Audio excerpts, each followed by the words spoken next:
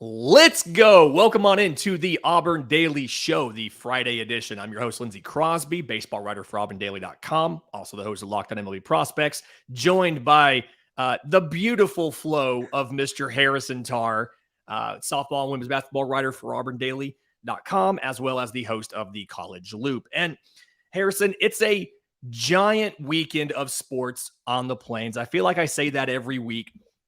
But this one, I don't necessarily know if we saw it coming, how big it was going to be, because the headline story this weekend, the headline story this week has been Auburn baseball kind of picked up an unexpected home series this weekend with the USC series getting moved from Los Angeles to Southern California. If you were a college student and you knew that you were going to get a free trip to Los Angeles, how upset would you be to find out 3 days ahead of time that you were not going to get to go to Los Angeles?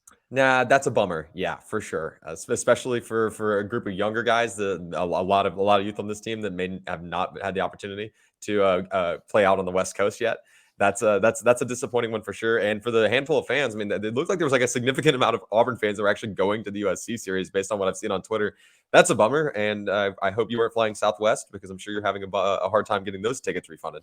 But overall, good for the Auburn program, more than likely, getting that home field advantage in a Power 5 non-con. Yeah, it's something where you get punished more in RPI for losing at home versus on the road. So obviously the stakes are a little bit different. You don't get as big of a boost in RPI when you win at home. You get a harsher hit if you lose at home. But the alternative with such short notice was don't play at all. Right. And so you would rather play at home than not have a series at all and just have to do squad games versus your teammates. They did that all spring. And the guy that I really feel bad for, honestly, is Tommy Vale, sixth-year senior pitcher for Auburn, transferred in from TCU. Before that, he was at Notre Dame with Tommy Sheehan. But he's a West Coast guy. And he said this was going to be the only time in his college career that he would have gotten to play on the West Coast, nearer where his family's from. So kind of a bummer there. But gonna be all in all, gonna be a really interesting series, and very excited to see what Auburn does against, like you said, a good non-conference team in USC, albeit one with a new head coach, and so a lot of unknowns, which kind of makes it more exciting. Big thing for Auburn, they're going to throw Chase Alsop again on Friday night. You're going to see Joseph Gonzalez on Saturday. Those two are official, and then Sunday's starter has not been announced yet. I have every reason to believe it's going to be true freshman Zach Crotchfeld, who came in last Sunday's game in relief and looked very, very good. But it's something where kind of sticking with what you know for games 1 and 2, the idea is kind of like Indiana, go ahead, win the series, and the pressure's off for game 3. I wrote a great thing that I dropped, just going to be self-promoting here for a minute. Sure. Wrote a great thing, dropped it early this morning about Chase Alsop. Some of the struggles he had in that start last Friday against Indiana, he only made it through 2 innings, gave up a couple runs. I think it was 2 runs, including a home run. And just kind of talking about what happened in that outing, specifically the inability to start at bats with a strike, a lot of first strike fastballs in the first inning, a lot of first strike sliders for a ball in the second inning, and kind of how that spiraled. It has some good quotes in there from Darren Schoenrock, the pitching coach, as well as Butch Thompson. So definitely AuburnDaily.com. Go check all of that out. I'm really kind of proud of how that piece came together last minute and try to calm some people down who are worried about Chase Alsop not being suited as a starter. But well, it was a banger. It was a banger. Yeah, it was. Thank you. It was a banger. But talking about pieces that are at Auburn Daily right now, you dropped a piece last night about women's basketball versus Georgia. And kudos to you. Getting penultimate into a headline is very impressive. Very excited about that. But tell us about last night's game with women's basketball and then what they have to look for because they play again on Sunday. Well, first and foremost, they don't give out journalism degrees at Auburn for nothing. So I actually just said the word penultimate one time and they handed me my degree. But no, I was very excited to sneak that one in there. Auburn went on the road last night, and I guess as the show comes out, I'm in this mindset where some of my shows come out the next day. This one's coming out the day that we're recording it. It's a whole phenomenon that I live through every day. You never know what day it is. It's just day. There's no word in front of it. It's just day. But Yeah, Auburn went on the road last night and lost to Georgia 70-59 in a game that sounds like it was not as close as it was. Auburn got off on a horrific start. They got outscored 13-9 in the first quarter, where it looked like neither team really wanted a basket. It was one of those like, no, you score, no, you score. None of us want to score. And really and truthfully, Lindsay, UGA, I mean, their BPI, their net ranking was in the low 30s, I believe 32. And Auburn checks in, and don't quote me on this, but I believe it's 81 in terms of VPI. But this game should have not been as close as it was. Auburn shot itself in the foot more than Georgia beat Auburn.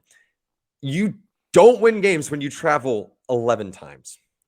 There were 11 traveling violations. I've been told that that's not a good thing in basketball.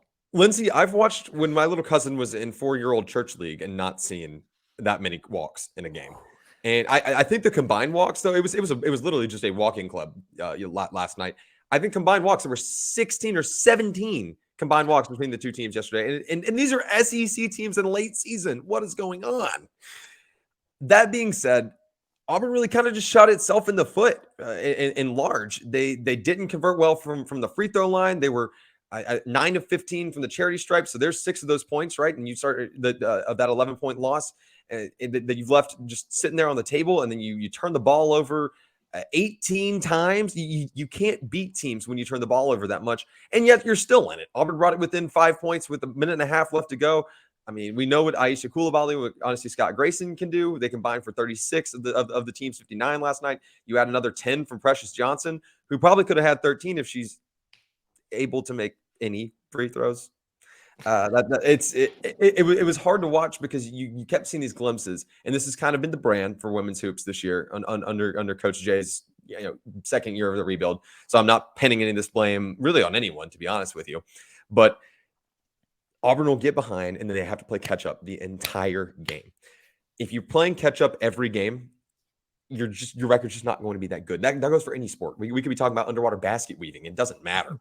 It's one of those things where you just keep killing yourself and taking yourself out of games early. And sure, sometimes you can come back and close the gap. I mean, Auburn grabbed its first lead in the beginning of the into the second quarter. And then you just collapse again because you're so exhausted from having to play catch up. Quick note, underwater basket weaving has not been the same since that scoring scandal of 2019. Just a huge thing. Go read into it. It's wild. But I do want to ask, so this team right now, 14-13, you have one regular season game left this upcoming Sunday against Vanderbilt before the SEC tournament. Do you see Auburn having a 500 record as they enter the SEC tournament? Oh, they have to. The season is at worst going to round up the regular season 14-14. But long term, I think this team could wind up with possibly a winning record at the end of the year, Lindsay, after the SEC tournament's all said and done. I personally expect for them to move out of the first round, advance out of the first round of the SEC tournament. I think they get the job done against Vanderbilt on home turf, or I guess on home hardwood this weekend. The pieces are kind of all coming together, but then this team's still not healthy. You're still missing pieces. We found out earlier this week Romy Levy is going to undergo season-ending knee injury again. And it's just been a perfect storm of just getting slapped in the face and shooting yourself in the foot and then still finding yourself in games, which should be encouraging going forward. But for the first time since the 2018-2019 season, I do expect this team to be 500 or better by the end of the year. That is definitely a promising sign for the Coach Jay rebuild after season 2 to kind of get back to 500 and set the team up well for next year. Talking about setting the team up well for postseason and next year, men's basketball on the road at Kentucky this week, and we're going to get to that next. But first, today's episode is brought to you by our friends at Prize Picks. This season, Auburn Daily has partnered with Prize Picks to bring fun and variety to the picks for 2023. It's a free app. You can choose any 2, 3, 4, 5, or 6 players from any sport in your wagers, predict the over or under for the next game, and win big prizes if they do well. They also have flex options. You can get paid on winning 3 of 5, 2 of 3, things like that, and have multiple sports in the same parlay.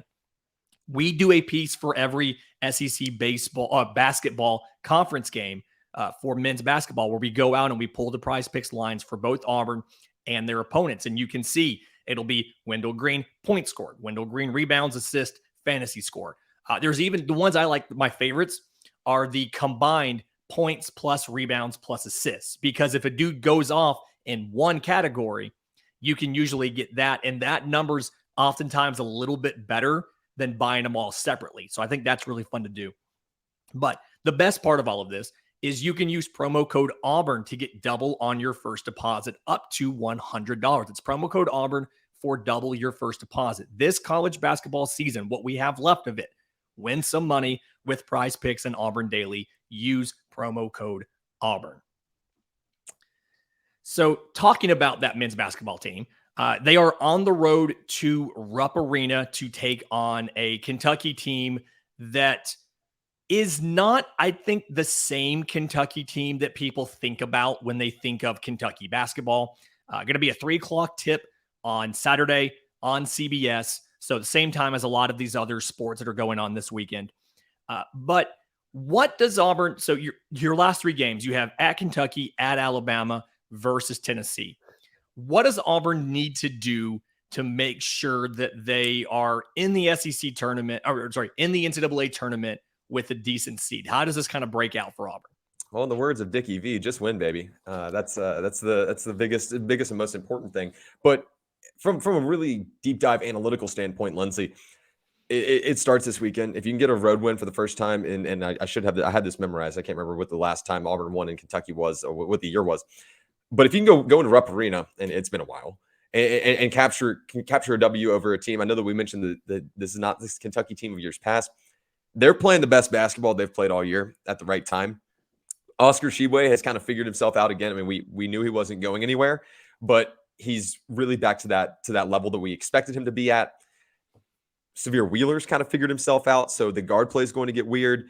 And then you've got Janai Broome, who's going to not only have to play on defense and try to go toe-to-toe with Oscar Tshiebwe, you've also got Jacob Toppin, senior at UK, brother of, yes, Obi Toppin, obviously of the NBA, who's playing the best basketball of his career to this point. That's also going to be when Tshiebwe's not. Sorry, go ahead, Lindsay. Sorry to jump in real quick. So if you look at, you have a recent neutral site victory, March 31st, 2019. You beat Kentucky in overtime in Kansas City in a neutral site, 77-71. If you are going to, in Lexington, the last time that Auburn basketball won, from what I can tell on auburntigers.com, January 9th, 1988. Yeah, that's, I thought I knew it was something absurd. You beat them by 1. Yeah, I couldn't remember if it was 88 or if it was 98. I couldn't remember. I knew it was absurd how long it's been since Auburn's won at Rupp. That building is cursed. And the matchups play no favors. And like I said, Kentucky's playing as good a basketball as anyone in the country right now. And I know that hurts because you look down the stretch and you've got to play Alabama, who's going to be at their full roster, and Tennessee, who is healthy and matches up very well with Auburn in terms of a defensive rock fight. That was awful to watch in Knoxville, and I kind of hope both teams forget how to play defense so I don't have to watch that again. But Auburn's got to get themselves right beginning this weekend, really, Lindsay. And your guards have to play the best brand of Auburn defense that they can. And we're going to find out if we know Janai Broome's that dude. We're going to find out if he's him this weekend. Yeah. He's got a two-headed monster to take care of. Yeah. All right. So I not a big basketball guy. I'm a big baseball guy, but I found a fun website called T-Rank that can go out there. It has a tool called Teamcast where you can project where a team's going to be in the postseason based on the rest of their season. So I have all 8 scenarios for Auburn as far as combinations of wins in the last 3 games. And I want you to tell me at the end of all of this what you think is most likely. So option number 1, if Auburn wins out, you beat Kentucky, you beat Alabama, you beat Tennessee, you have a 98.9% chance of making the field of 64, projected as a number 5 seed. Yeah. If you go 2-1, depending on which game of those you drop, you have somewhere in a 97% chance of a bid, and you projected probably a 7 seed, but maybe a 6 seed if the only loss is Tennessee. So, Kentucky, Alabama, Tennessee, Kentucky, Tennessee are your options to do the wins. If you go 1-2, depending on if you beat Alabama, Tennessee, or Kentucky, you're somewhere between an 87 and a 90% chance of getting a postseason shot as a projected number 9 seed. If you lose all 3, 58.5% chance of getting in the postseason and projected to be one of the last 4 teams in, which typically means you have to play an extra game. So win 1, you're in. Win 2, you'll probably be a favorite in the first round. Win 3, you're going to be a high seed facing a double-digit seed. What feels most likely to you as far as likelihood for Auburn basketball in those scenarios? First off, I expect Auburn to go 1-2 down the stretch. Okay. I'll just go ahead and say that. And for those of you who are upset with me, please resort to the wall behind me. Don't think that I'm cheering against your team. We just said it. Auburn hasn't won in Kentucky since like 1988. So it's not going to be wild if they lose this weekend.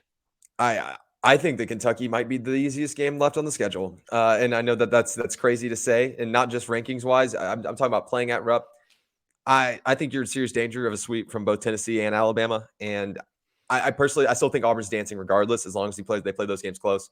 I find it very hard to believe, and maybe Auburn needs a little help that they will probably wind up getting anyways. This group is just high enough in their BPI, and they've snuck around and hung around in that net ranking long enough that if it comes down to them or option B, and option B's resume is not on the same platform, because we are also entering the territory where Auburn gets put in the field because they are Auburn, and that does happen, which is a good place to be. That's what happens when you're a blue blood, baby. That's right. So blue blood, new blood, whatever you want to call it. I personally do expect Auburn to grab one of these last 3. I don't think it's Alabama. Depending on if they, for some reason, personnel-wise, have to sit a player for different reasons. Not going to go into all the details on this podcast, but if they have to sit somebody, obviously that does change the calculus a little bit. That swings everything. If Alabama's shorthanded, and I love the little read in between the lines we got going on here, Lindsay, but if Alabama's shorthanded, that changes everything. If Tennessee's banged up, for that matter, coming into Auburn Arena, no game at Auburn Arena is a free win for anybody. But also, we've also learned it's also not a free win for Auburn this year. So there's a lot of pieces there. I think Auburn's dancing regardless, Lindsay, and maybe they wind up being a 12 seed. I mean that's probably a good safe last resort, but I think that they should park themselves between that 10 and 12 seed after these last 3 games. There we go. Speaking of making predictions, real quick before we get out, you and I both have other sporting events we're watching this weekend. Obviously, I'm going to be big on this 3-game series for baseball versus Southern California. You have been talking about on your show, The College Loop. You had, I think it was Briellis from the softball team. Yes. And so they are hosting the Plainsman Invitational this weekend. They have 5 games, Merrimack, Brown, North Dakota State, Merrimack again, North Dakota State again. So they played 2 teams twice this weekend, but 5 games. Auburn baseball has 3 games against USC. Predictions for that series for softball and predictions for baseball. What do we think is going to happen? I'll defer to you on softball because I have room for one ball and stick game in my life, and that's baseball. I'll defer to you on softball. And I guess in turn, I'll defer to you on baseball because I'm just a Padawan and you're the Jedi Master in this analogy. Auburn softball is going 5-0 this weekend, and I expect at least 3 or 4 run rule victories. Thanks for coming out to the entire rest of the field. That's really no disrespect. I was talking to Dylan Lark on the Loop earlier this week, and I'm not just saying this because we're the Briellis fan club, because she's 1, hilarious, and 2, incredibly good at softball. But this team might be better than we thought they were. I mean, and we were already pretty high on this group. Mm-hmm. They're going to turn some heads when they get to conference play, and right now they're on rookie mode. I would not be surprised. 5 games, 29 innings worth of softball this weekend from Auburn. I wouldn't. There's no way that they play 35 innings. It's not happening. Okay, there you go. Baseball, Auburn. I expect Auburn to probably go 2-1. They're not going to be thrilled with that loss. USC's offense has very much been, or their game so far this season has very much been, get a big inning, score a bunch of runs, and then grind out the rest of the game. So Auburn's pitching is going to have to be on point. I do feel like this early in the season, you've thrown 16 pitchers already. You have an idea of who can do what. And as Butch Thompson likes to say, we're trying to win games here. And so I imagine the hook will be a little bit quicker if you sense one of those big innings coming. You've seen some of your studs, John Armstrong, Chase Isbell, how they're able to come in and completely shut a rally down. So I imagine you're going to see Auburn probably give up one of those big innings somewhere over the weekend, but for the most part, 2-1. I don't necessarily know if you'll have any run rule victories. It's not something I'm going to project ahead of time, but I do think Auburn goes 2-1 this series. Just for fun, gymnastics hosts Georgia Friday night. Equestrian hosts SMU on Saturday. So traffic's going to be nuts on the Plains this weekend, but RIP. gymnastics and equestrian, give me records for those. What do you think? 2-0? Yeah, I think 2-0. It helps Auburn being at home. I can't speak to the equestrian part. That is something that at the Loop we're really going to try to dive into here in the next couple of weeks, because I know how important the Auburn being a horse school is to a lot of people. And that's not me being a smart butt. I'm being sincere. Gymnastics, it helps a lot being at home, and we've learned that throughout this year. Sometimes the judgments are a little suspect. Auburn's 0-3 swayed by crowd noise on the road sometimes. A little bit, yeah. Auburn's 0-3 on the road, and in my book, they're 1-2. That's neither here nor there. But equestrian's been trending in the right direction from everything I can understand. So I like Auburn to go 2-0 in that situation. And trust me, if I didn't think that Auburn was going to win, I'd be the first person to tell you. So. All right. Where can people go to find out more about what you're doing, keep up with the College Loop and all of that? So if you want to check me out on Twitter, my handle is, if you're watching the YouTube version of this, it's @byharrisontarr. It's right underneath the screen. That's like you're reading my byline, by Harrison Tarr. If you want to check out all of my work, written work, at theauburndaily.com. Hopefully you can find it from the link in this video, or if you're listening to this, hopefully you know where we're at. If you want to listen to my show, The College Loop, we're talking all things Auburn, between football, women's basketball, men's sports, women's sports, you name it. Auburn barbecue, that's a big conversation on the show that pops up here and there. Yeah, Lindsay, we're going to ask you next time you're on the show. There's no gimmicks there. That's at The College Loop. That's available anywhere you get your podcast. We just got it up on Amazon podcasts earlier today. I literally 10 minutes before we got on the show, I got a text from Dylan saying that we are available quite literally wherever you listen to your podcast. And if we're not there, let us know. I'm on Twitter at Crosby Baseball. All of my written work, auburndaily.com. Obviously, this Auburn Daily Show, Tuesday and Friday. Tuesday with Zach Blackerby, Friday with the beautiful Harrison Tarr. And my non-Auburn stuff, Locked On MLB Prospects, available where you get your podcast, and on YouTube. That is a daily show Monday through Friday. Enjoy the weekend of sports on the Plains, folks, and we'll talk to you on Monday on the Auburn Daily Show.